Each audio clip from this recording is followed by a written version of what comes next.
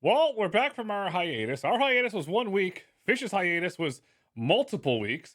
And while we're back from hiatus, New York says, no autonomy for you. Mobileye says, wait a second. Actually, we kind of want to own a Robotaxi service. And then Uber continues to march into Europe. But the most interesting thing since we came back from hiatus, it's Walt, baby. I mean, what's up with the look? What's the going on? Well, Grayson, as I mentioned before, if someone sends me merch, I'm more than happy to wear it. So I got my Mobile X cap, which I'm not sure I'm going to be able to wear the entire time. I'm not really a cap guy. This is my Qualcomm shirt from Investor Day. I'm a little backed up. Uber AV Labs, I apologize. I won't be wearing your merch on this podcast, but on the next podcast, I plan to wear it. So anyone else out there wants to send me merch, I am a free billboard. There will be some discretion. I won't wear anything that you send me. But friends of the Autonomy Markets podcast, here you are. These are not paid advertisements. I got to say for the audience, you're a big dude. That's a big billboard. You're a big dude. It's a big billboard. When I was coming out of the Qualcomm meeting, they're like, are you extra large or double X? So the dude's like XL, and the woman there's like, I don't know, double XL. I'm like, come on. I mean, been working out. Unless she was just saying that I was so buff, but I doubt it. You got grok for that. We can make you buff. Exactly.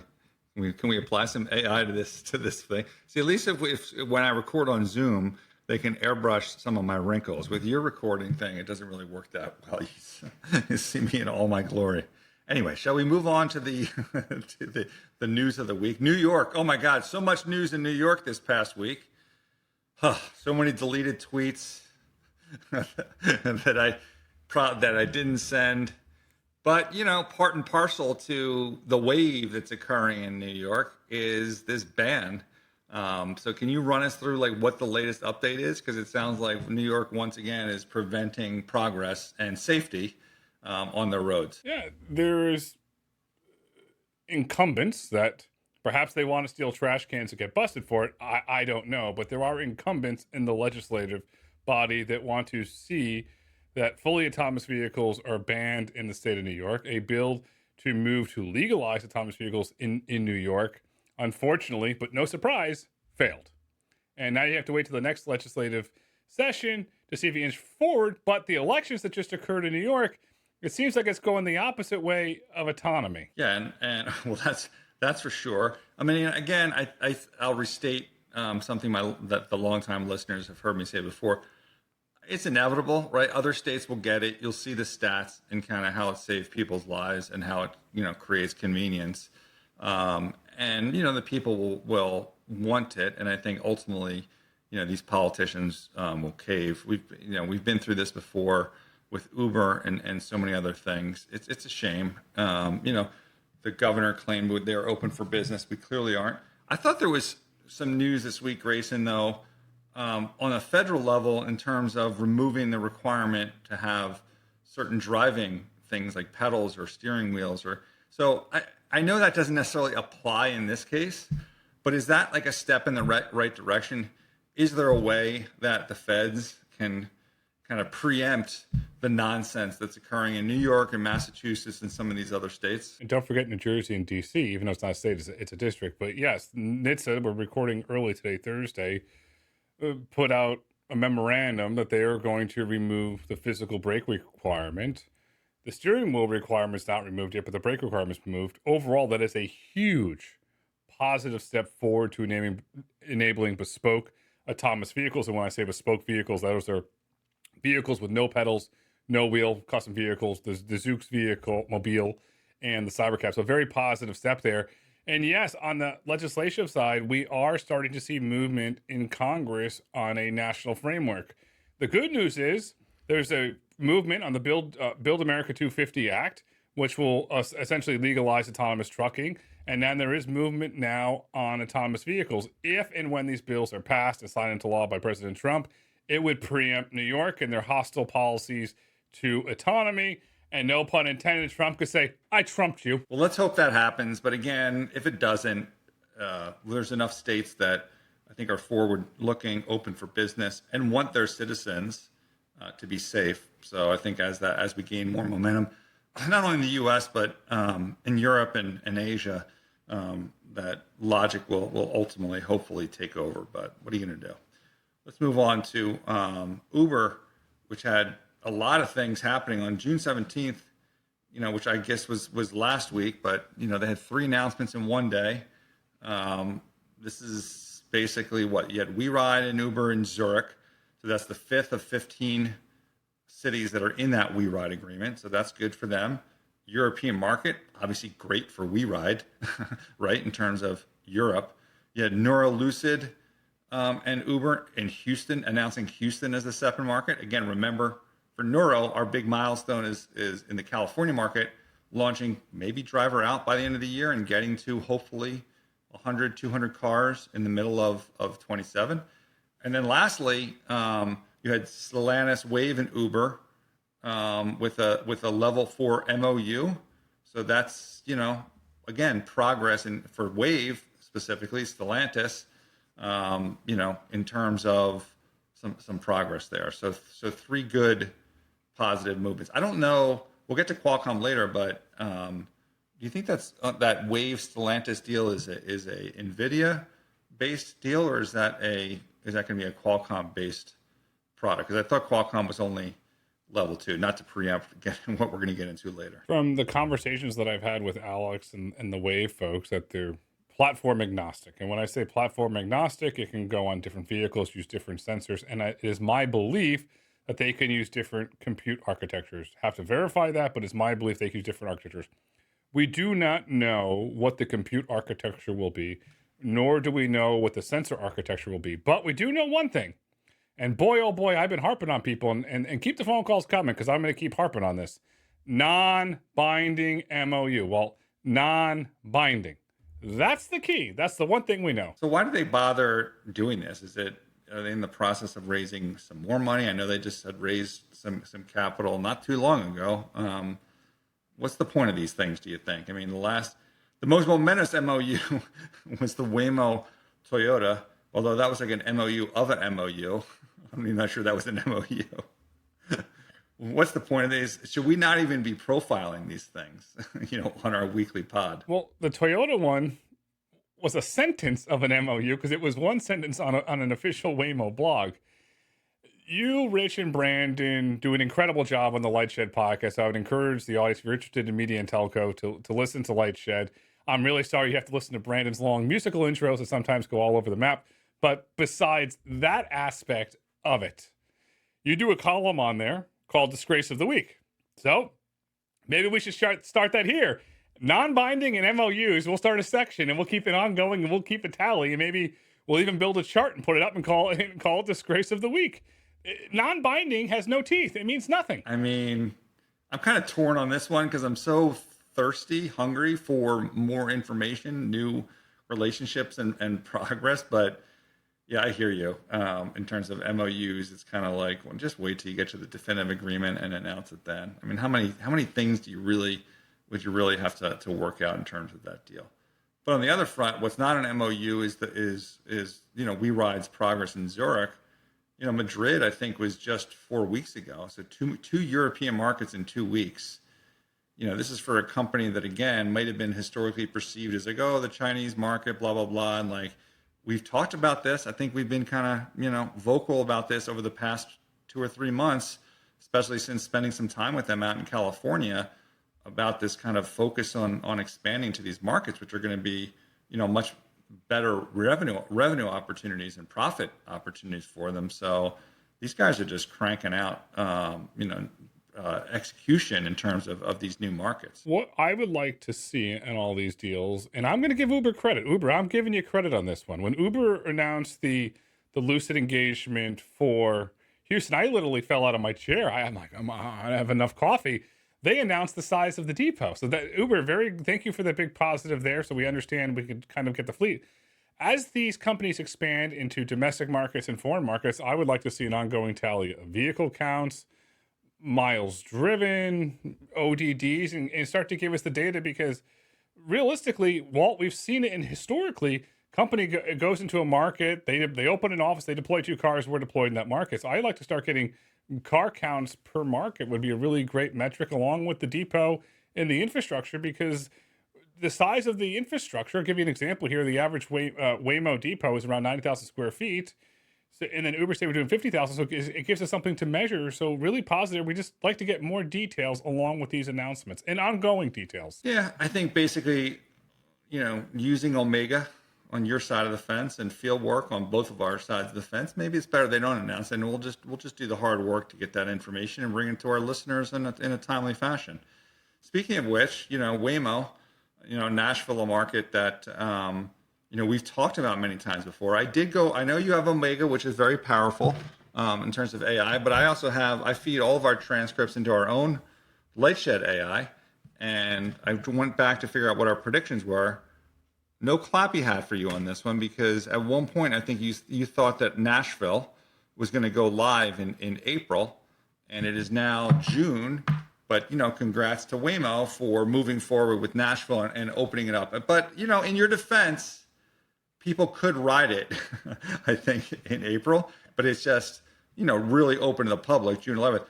Obviously, an important market, for Waymo. It's one of the fastest growing cities in the United States. And you could clearly tell that Waymo's committed to that market, because there was a regulatory permitting filing, where Waymo's looking to open a 100,000 square foot depot roughly 3 miles from the BNA Nashville airport. So that's a clear sign. So we know that they have a micro depot in the city, and there's a major depot. It's this trend of continuing for airports. So it's an overall very, very positive for Waymo. And what I'd like to see, and I'm looking for future markets, does FlexDrive and or Lyft go into future markets with Waymo, especially as Waymo ramps up their overseas operations, what we got some news on this week. Yeah, and they're going to wait on that. Just as a reminder, this initial launch is a Waymo service depot. At some point, we'll convert over to the new FlexDrive thing, probably by end of the year. But I agree. I think there is an opportunity for them to expand that relationship. Meanwhile, Grayson, I don't know the exact dates on this, so. There has been an increasing number of reports about, markets that get paused during rainstorms. Now, I know I've been to Dallas, and the rain, when it comes down pretty hard, and it's difficult to drive in. Is this an issue that we should start being worried about in terms of, having broad proliferation of the product? Is this just, a step along the way, and they'll get over the hump? What's the relevance to you of Waymo maybe pausing operations during these heavy rainstorms? Better safe than sorry, or a cause for concern? It is my belief, and this is how I interpreted the NHTSA recall. The documents are public, they're online, you can read them. This is just my assumption based on the publicly available NHTSA recall documents, is that Waymo is facing a sensor issue. I believe that it is a sensor issue. I don't know what sensor it is, so I'm not going to speculate what sensor it is, but I do believe that Waymo is having a sensor issue with inclement weather.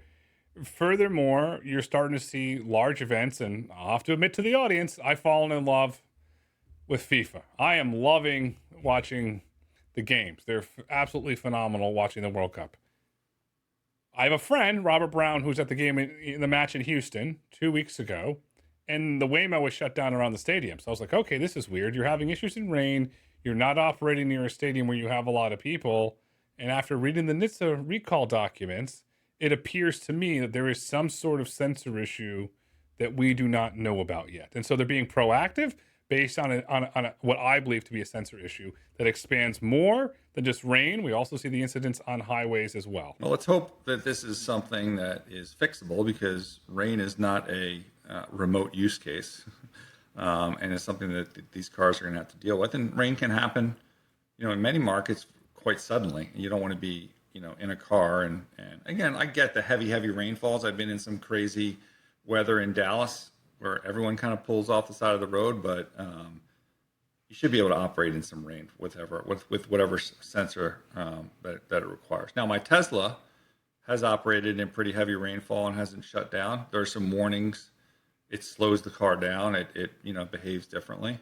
I know there was reports for the Robotaxi market that sometimes they shut down, obviously maybe being more cautious.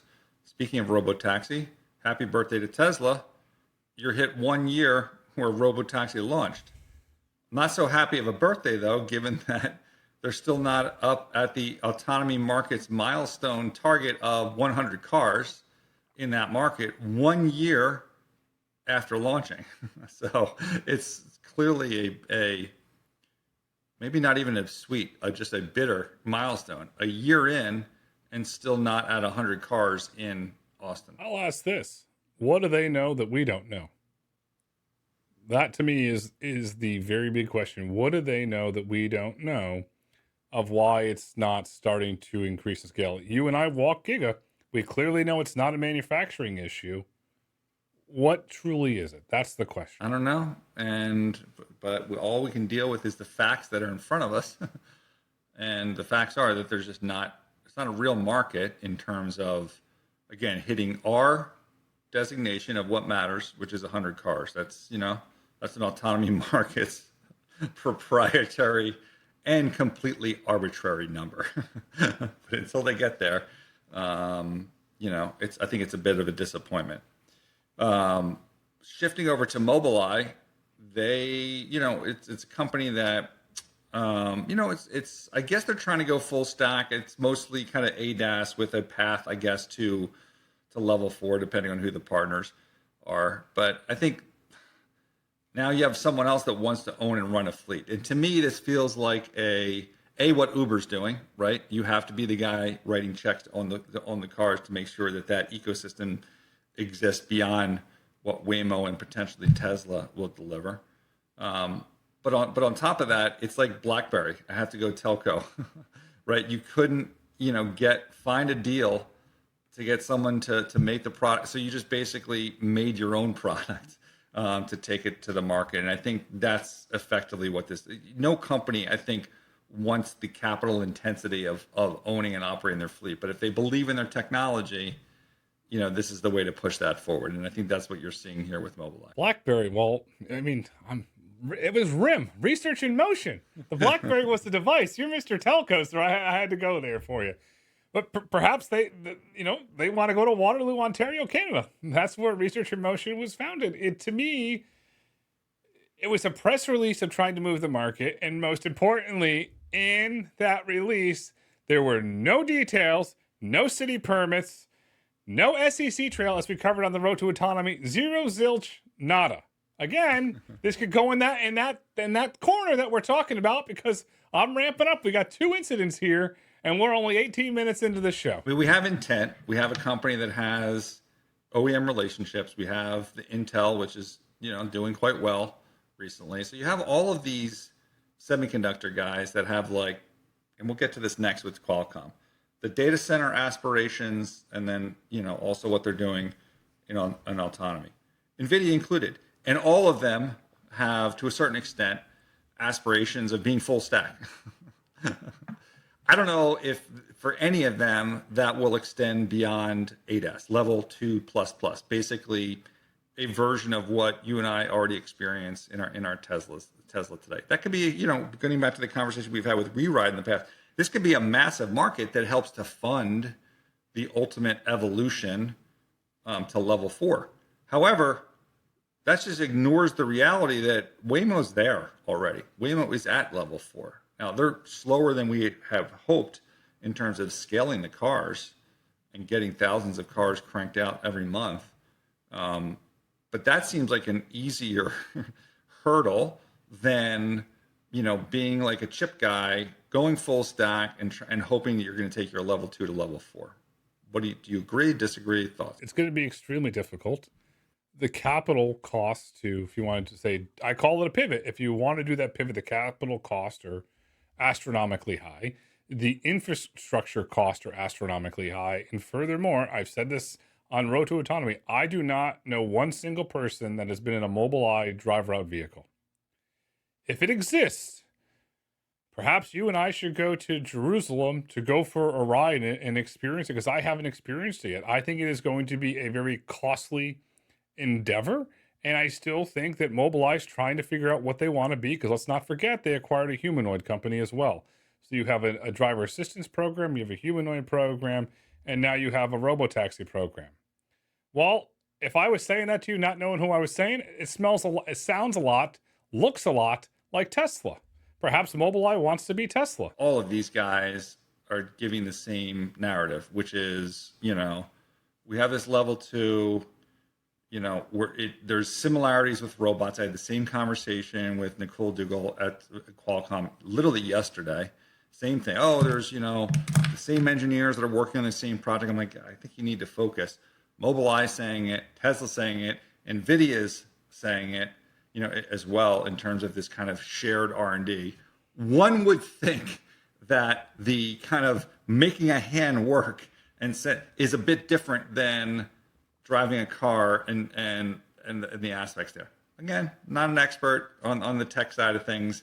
Those seem like those should be two separate and very sizable buckets. And so, are you going to do both, or should one of these companies, focus on one and just try and win one? Well, let's call a spade a spade. Nvidia's got the balance sheet and they want to sell GPUs. So to Jensen and the team, that makes a lot of sense. That's why they're open sourcing that data set.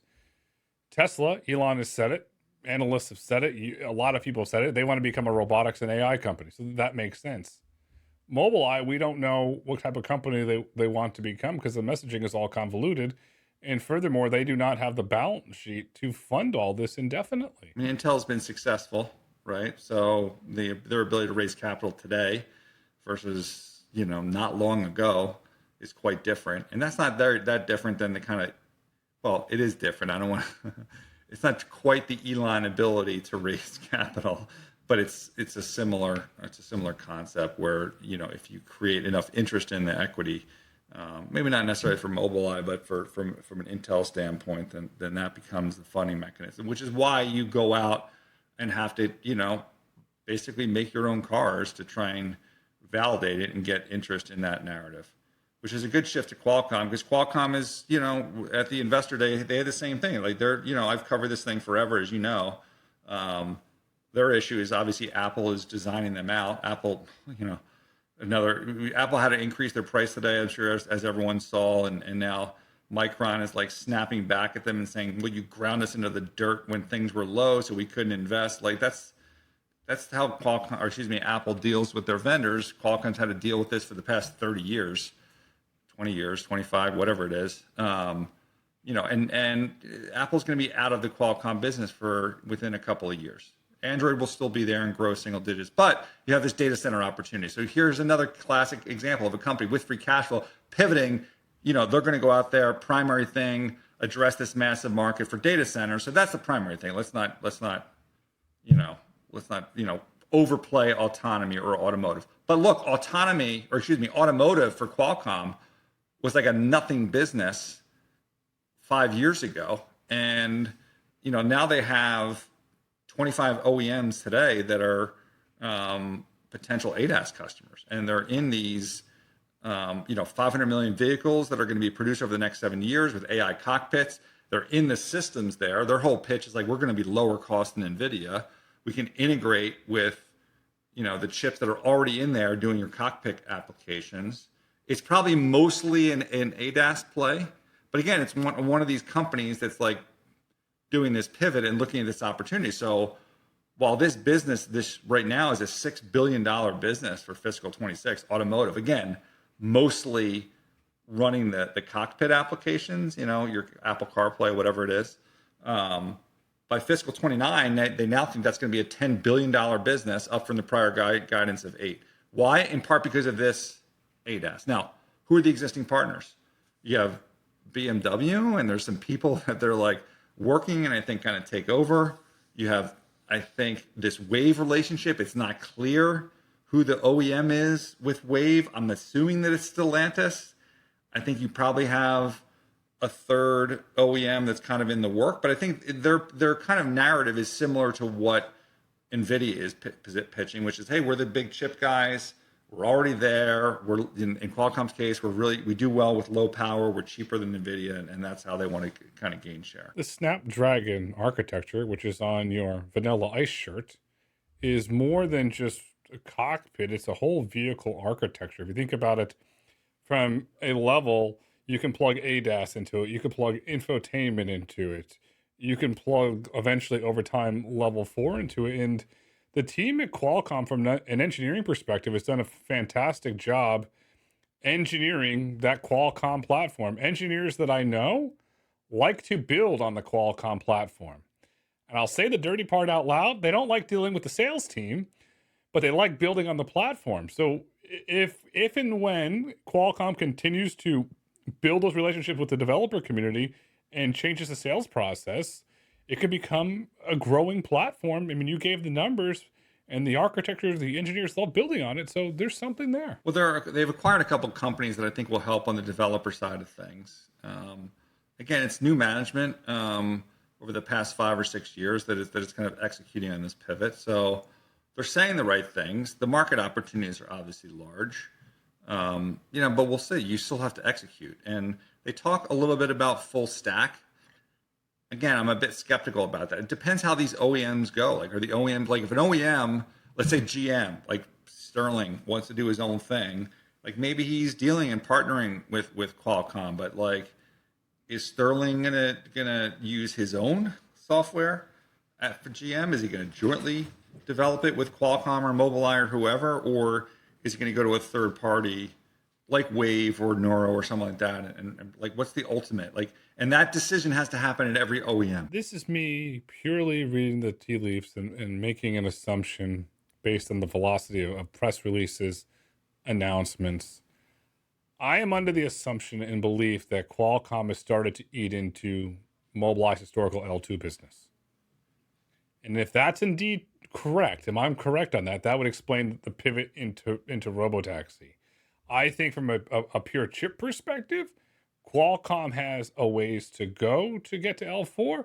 And then on the outside, you also have ARM that has L4 ambitions as well. I mean, I think that makes sense. And Qualcomm's share, again, over the last 5 years is crazy. And I had a great discussion with Nicole after the main presentations. He's talking about this like baseline stack where if all else fails and you're about to hit the wall, there has to be like the basic car safety features to stop the car, right? And Qualcomm can be there. And then you have that. So they're effectively have these relationships.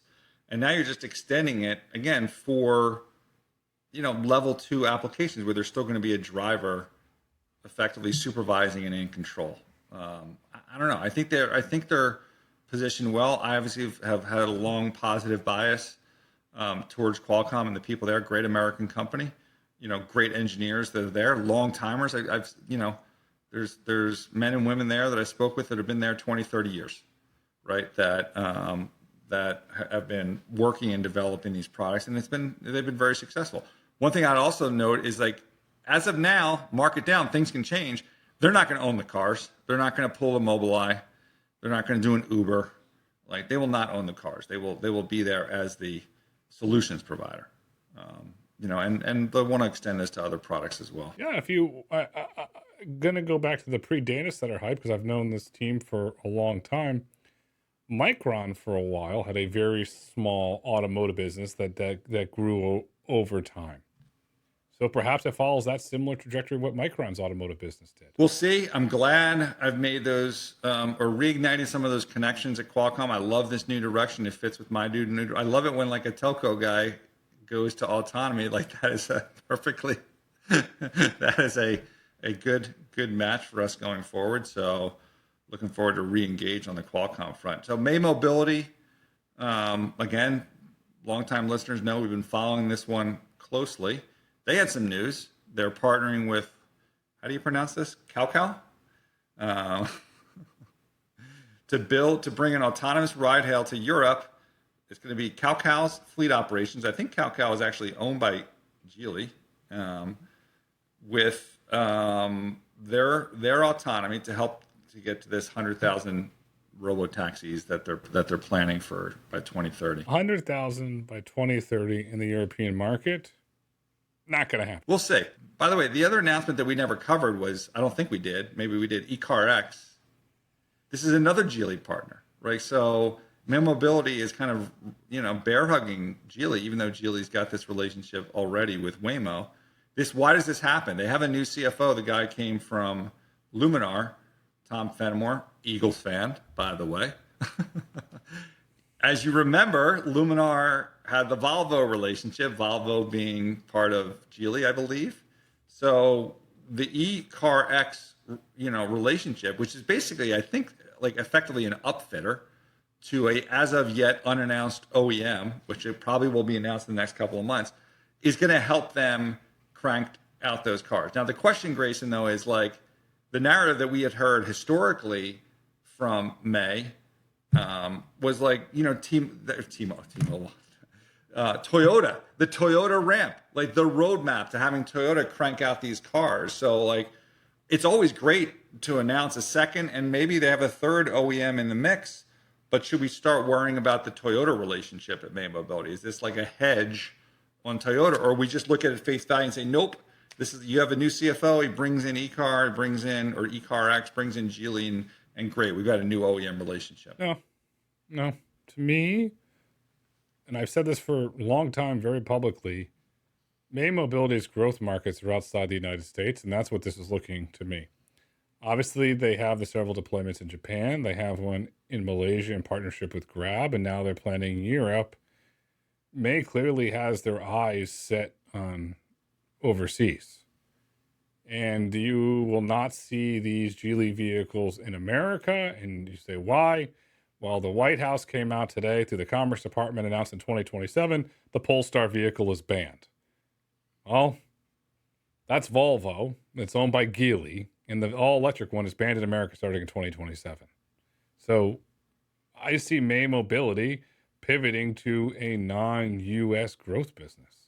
That's what this says to me. Which is fine, and they can use this eCarX to ramp to get to those products. But I think ultimately, and they're claiming, by the way, that it's going to be a lot cheaper for them to do it as opposed to what you and I both saw at their headquarters, right?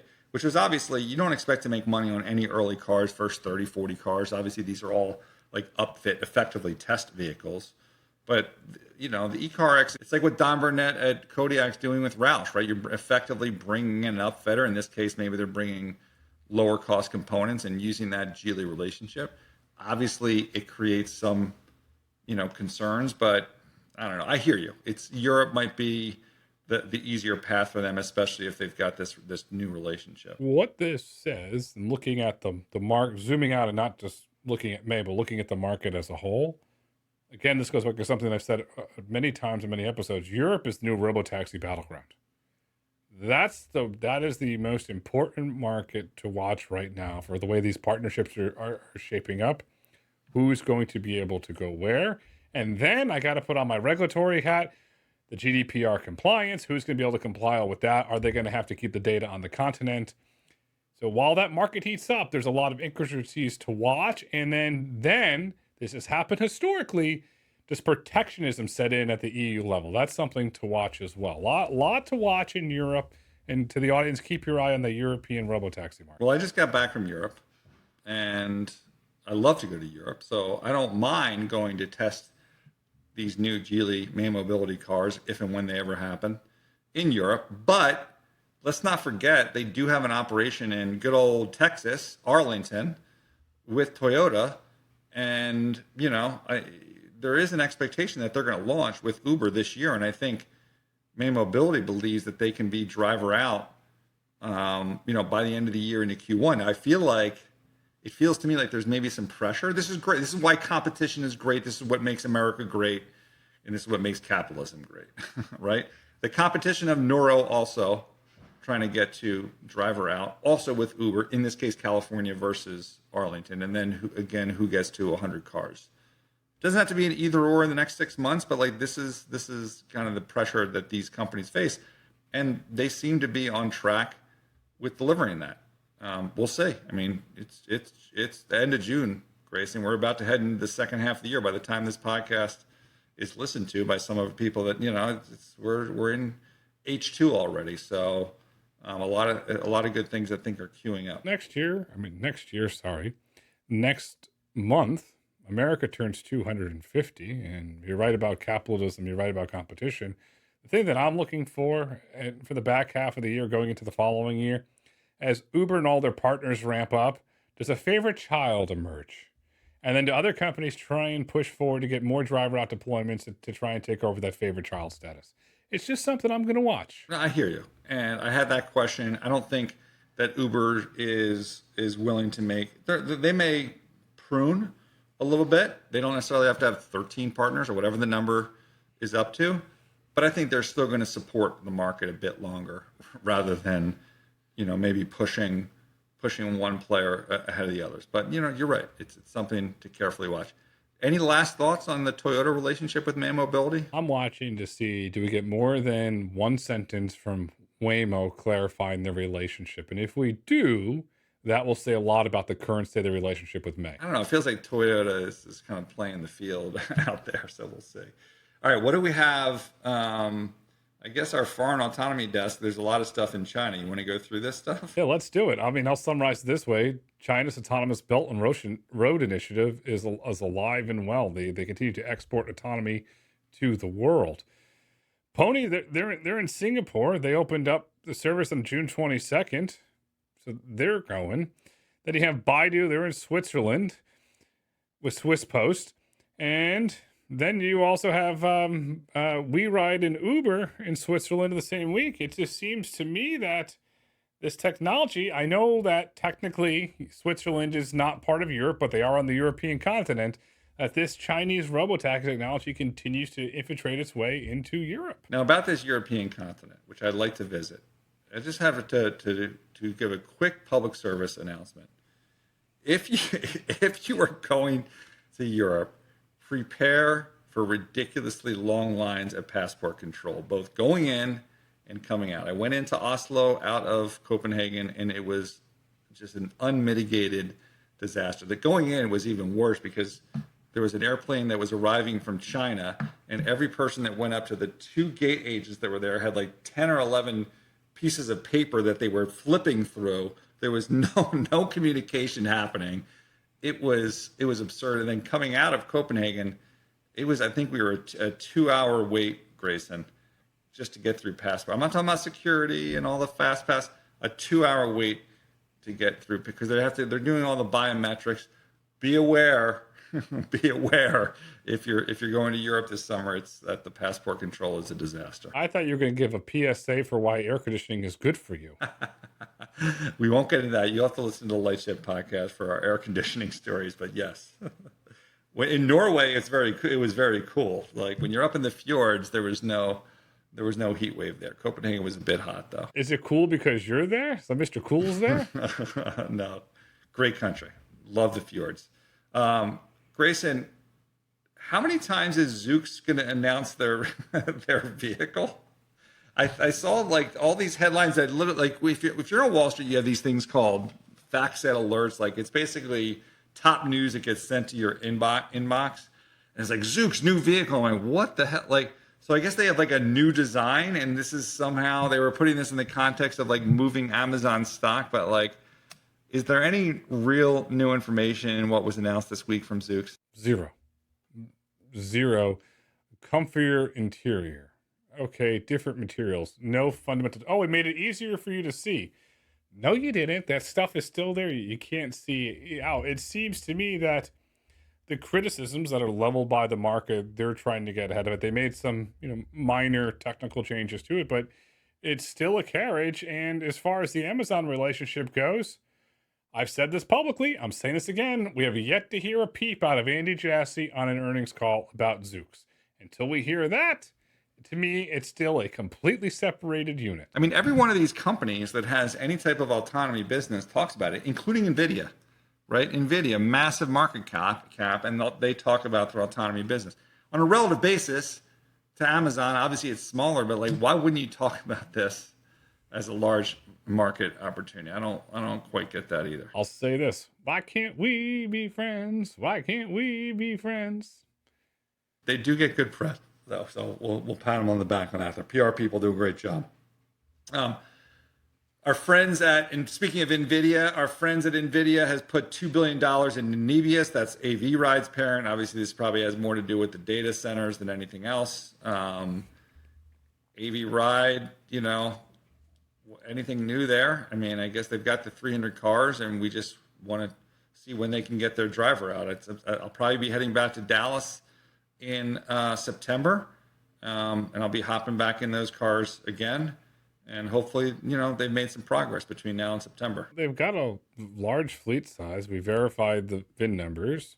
And from the reports that I'm getting from on the ground in Dallas, the vehicles are being seen all over Dallas. So we wish the company luck. But as you and I know, the key metric, and that we documented in the new Road Autonomy Index, is driver out. That's the key metric. You and I have been in driver out in Austin by their engineering facility. But I'd love to see...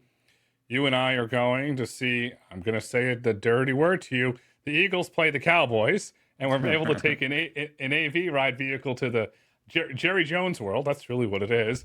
Now, that would be a cool moment, because how great would that be if you and I are sitting there at the hotel and you open your phone, I open my phone, aha, pair with AV ride, no driver. Okay, you open your phone, Waymo, shut down for big event. For rain. Yeah.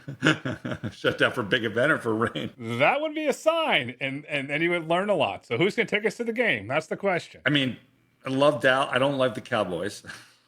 Like Dallas, love the people there. So always looking for an opportunity to get back there. But September, for all the companies that are down there, there's your deadline. I'll be there third week of September. So get your stuff together. Let's see how well you perform in a couple of months.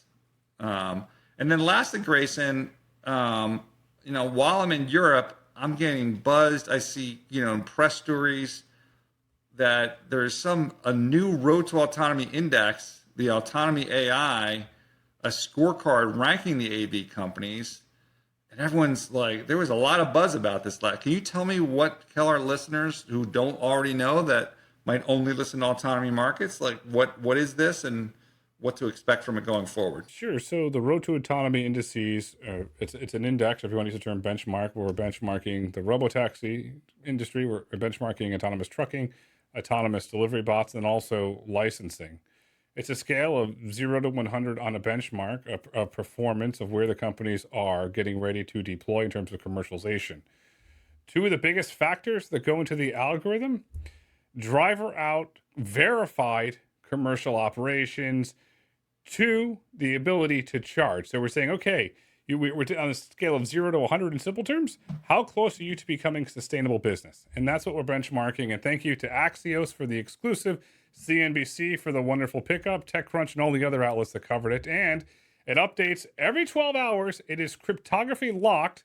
We have no say, no control over the algorithm, and all of the verification data has been made public, so the public can go in there and verify everything. So does someone have to look at this, or will the thing crank out like a text on their own Twitter account saying oh, this guy's score just went from X to Y, or the leaderboard just changed 3 to 2? How are we going to learn about changes in this index? I've been busy coding.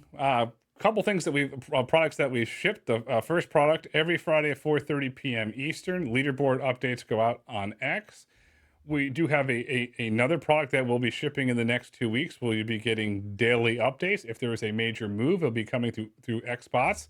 And today we release the ability to embed the charts into your own site if you wish. So go to indices.roadtoautonomy.com, play with the data, embed it in your sites, and there will be more robust alert system and more features shipping in the near future. So you've got this library of interviews with industry people. You've got the Omega weekly podcast that you do with Rob. Now you've got the indices. I mean, are you getting much sleep? No, I drink a lot of coffee. A lot of coffee. All right. Well, I'm glad that we can still do Autonomy Markets. And, thanks for all the positive listener feedback. And in some cases, the listener merch. And we're almost through the end of the year. And when we get there, for Halloween, if you want, I'll make a costume called Walt Baby. You can get dressed up like Walt and send in photos, and we'll feature you on Autonomy Markets. And that's Halloween. But next week, Independence Day, America turns 250. besides the holiday and all the events, what do we need to look for in the autonomy market? Hopefully nothing. I think you and I both need some rest. It's more so you than me, since technically I just came back from a vacation. But yeah, it's hopefully we'll have a quiet week. I doubt that's going to be the case, but we'll see. Every time you and I think it's a quiet week, a big piece of news comes out. The future is bright, the future autonomous, the future is details. Walt, until next week.